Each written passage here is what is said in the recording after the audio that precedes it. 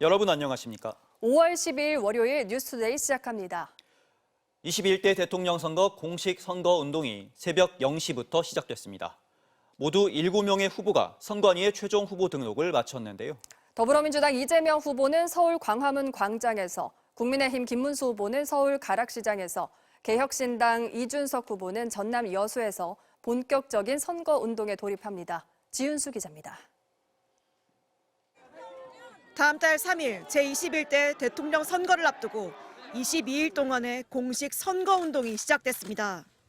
중앙선거관리위원회에 등록된 후보는 기호 1번 민주당 이재명 후보, 기호 2번 국민의힘 김문수 후보, 기호 4번 개혁신당 이준석 후보 등 총 7명입니다.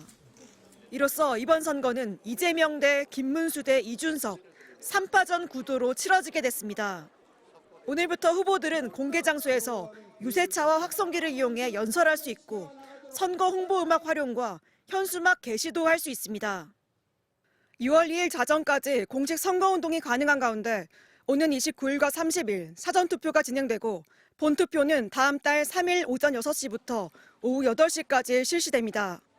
민주당 이재명 후보는 아침 10시 윤석열 전 대통령 탄핵을 이끈 공간이란 점을 고려해 서울 광화문 청계광장에서 출정식을 엽니다. 이어 경기 성남 판교, 화성 동탄, 대전 등에서 혁신산업 종사자를 만나고 반도체를 주제로 집중 유세에 나섭니다. 국민의힘 김문수 후보는 새벽 5시부터 서울 송파구 가락시장을 방문해 밥상 물가를 포함한 민생 문제 해결 의지를 강조했습니다. 오후에는 대전 현충원을 방문한 뒤 보수 텃밭인 대구 서문시장에서 지지층의 표심을 공략할 예정입니다. 개혁신당 이준석 후보는 오늘 0시 전남 여수 산업단지를 방문하면서 후보들 중 가장 먼저 선거운동 일정을 시작했고 이후 서울 연세대학교와 광화문에서 집중 유세를 펼칠 계획입니다.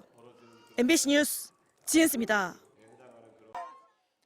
내란 우두머리 혐의 등으로 기소된 윤석열 전 대통령의 세 번째 재판이 오늘 열립니다. 오늘은 지하주차장 출입이 불허됐기 때문에 포토라인에선 윤 전 대통령의 모습을 볼 가능성이 높아졌습니다. 조국현 기자입니다. 윤석열 전 대통령의 내란 우두머리 혐의 세 번째 공판은 오늘 오전 10시 15분 진행됩니다. 특히 윤 전 대통령이 법원 청사 서관 출입구로 걸어서 들어오는 모습이 처음 공개될 것으로 보입니다. 앞선 두 차례 공판과 달리 법원이 지하 주차장을 통해 출입하게 해달라는 대통령 경호처 요청을 받아들이지 않았기 때문입니다. 윤 전 대통령만 예외로 하는 상황이 반복되면서 특혜 논란이 이어지는 게 법원으로서도 부담스러웠을 거라는 분석입니다. 윤 전 대통령이 포토라인에 설 수 있는 만큼 법원은 만일의 사태에 대비해 일부 출입구를 폐쇄하고 보안 검색을 강화하기로 했습니다. 다만 피고인석에 앉은 윤 전 대통령의 모습이 처음 공개된 2차 공판과 달리 이번엔 법정 내부는 공개되지 않습니다. 검찰이 윤 전 대통령을 직권남용 권리행사 방해 혐의로 추가 기소한 뒤 처음 열리는 오늘 공판에는 오상배 수도방위 사령관 부관에 대한 증인 신문이 진행될 예정입니다. 개헌 당일 이진우 전 수방사령관과 같은 차를 타고 국회에 투입됐던 수행 장교로 앞선 검찰 조사에서 이 전 사령관에게 총을 쏴서라도 문을 부수고 들어가서 끌어내라는 윤 전 대통령 지시를 들었다고 진술했습니다. 이 전 사령관 역시 당시 들은 말은 정확히 기억나지 않지만 수행 장교가 맞다면 맞다는 취지로 검찰에 진술했습니다. 오늘 공판에는 박정환 특전사 참모장 증인신문도 계획돼 있습니다. MBC 뉴스 조국현입니다. 유심 해킹 사태에 대한 대응으로 SK텔레콤이 오늘부터 유심 재설정 기능을 도입합니다. 실물 유심을 바꾸지 않고도 해킹 위험에서 벗어날 수 있다는 건데 여전히 대리점에는 직접 가야 합니다. 문다영 기자입니다. SK텔레콤이 오늘부터 도입하는 유심 재설정 기능은 유심 정보 일부를 새 걸로 바꾸는 겁니다.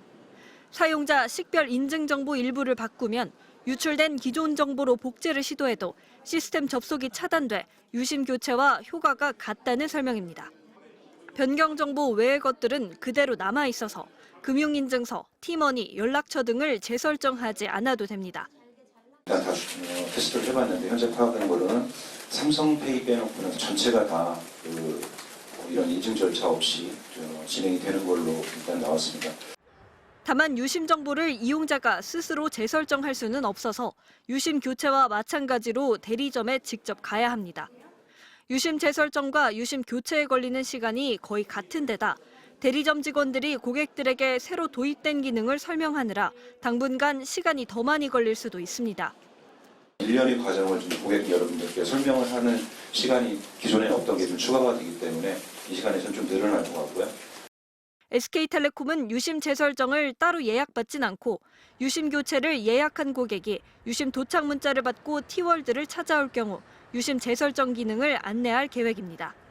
지난 10일 기준으로 유심 교체를 신청하고 기다리는 이용자는 722만 명. SK텔레콤은 5월 중 유심 500만 개, 6월엔 577만 개를 공급하겠다고 밝혔습니다. 한편 국회 청문회에서 질의가 집중됐던 위약금 면제 방안에 대해 SK텔레콤은 추가 입장을 내지 않았습니다. MBC 뉴스 문다영입니다. 이틀째 무역회담을 마친 미국과 중국 대표들이 실질적 진전이 있다며 세부 내용을 곧 공개하겠다고 밝혔습니다.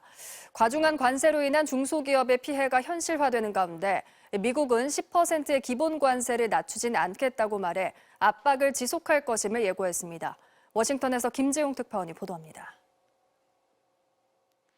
스위스 제네바에서 이틀째 무역 협상을 한 미국 협상단은 실질적 진전이 있었다며 세부 내용을 현지 시간 12일 공개하겠다고 했습니다.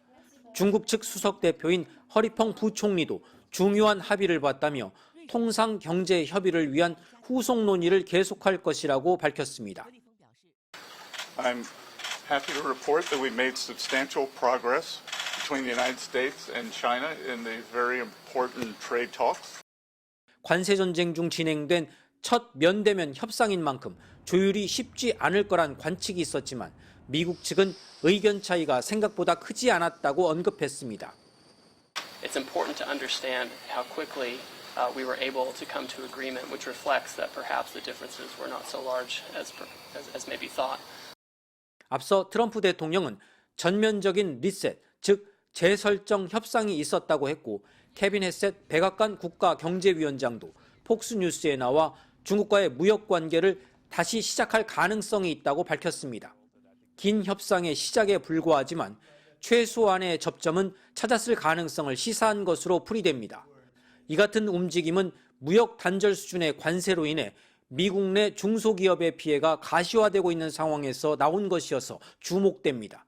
월스트리트 저널은 중국의 거래처를 둔 소기업들이 생존을 위해 직원을 일부 해고하고 개인 예금까지 사용하는 등 고통이 크다고 보도했습니다. 하지만 이런 상황에서도 미국 정부는 기본 관세를 10% 아래로는 내리지 않을 거라고 주장했습니다. Yes, we will not go below 10%. That is just not a place we're going to go. We will, country by country, address their particular issues. 다만 국가별로 특정 문제를 다룰 거라며 이 과정에서 영국과의 협상에서 보듯 철강 등 특정 품목에 대해선 무관세를 적용할 수도 있다고 말해 여지를 남겼습니다. 워싱턴에서 MBC 뉴스 김재용입니다.